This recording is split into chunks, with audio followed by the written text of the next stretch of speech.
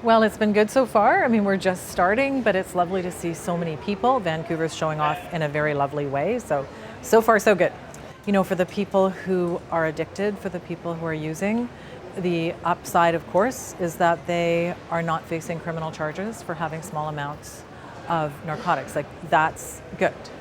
I think the other side of that, though, is we do see a lot of issues exacerbated.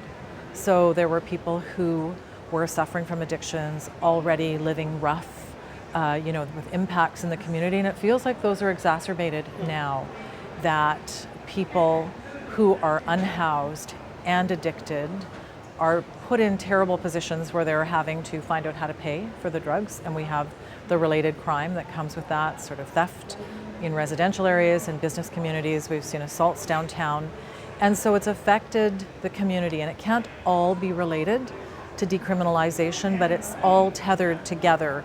And so people see it as connected. Residents and businesses see it as connected. They don't really care about the nuance of why there's problems, and they want them fixed. So we have, a growing tent camp. We have people that are living unhoused in precarious situations. We see people who are addicted that are living out. We don't see the people who are addicted, who are housed, who are kind of sheltered on their own. But what we see is a growing tension in the community. People who used to feel perhaps a bit more sympathetic, who are less sympathetic. So I think the impacts are complicated and they cover very many lines. But I think there's an increasing impatience and tension within the community because people want something done and we're not able to do something. And in many ways, they hold the local government accountable, even though really, in many ways, it's not stuff that we can fix. There was talk at the panel about needing compassion for people who face health issues, including addictions. I get it. And I think Smithers is a pretty compassionate community generally. But because there have been these negative impacts, the increase in what's happening visibly in the tent camps, increased violence, increased theft, increased vandalism, and the paraphernalia, the things that we all know that one sees as a result of some of what's going on. And then some of the folks downtown, like these sort of stalwart business owners who have been great contributors to the community, that compassion, I think, is cracking. They're seeing the community that they know and love, that they've invested in. It's not the same as it used to be. It doesn't look the same.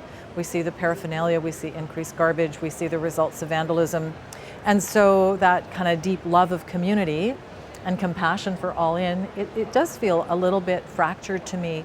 And it makes a huge difference because we count on residents' love of community and desire to make it better.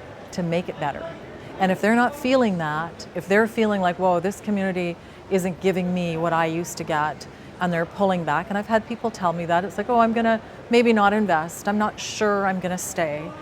It makes a difference in how vibrant and how healthy your community is. And I think as local government, that's important to us. We need to ensure that we're looking after the needs of the entire community. And when some people are traumatized by the effects of what's happening, it makes a difference on whether or not they're going to be there, whether or not we can count them to contribute. Are they going to be the coaches? Are they going to make donations like they did before?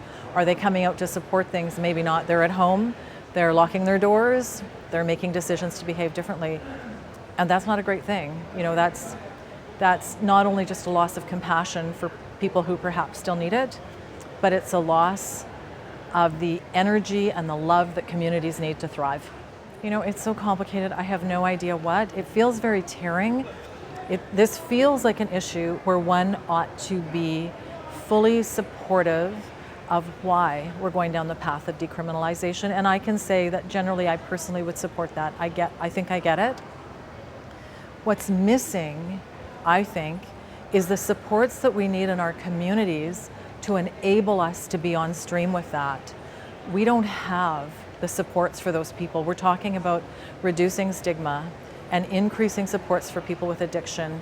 But what I see for those that are visibly addicted, living unhoused, that we see downtown, is way more stigma. People are more afraid. They're more concerned. There's more finger pointing. So we need the supports in our community if we're going to have community. And that just means the residents and the businesses, not just the local government, actually get on board with this and try to make it successful. So we just need those supports. We need help to make sure that the people who need help are getting it, and we don't have that in our communities yet.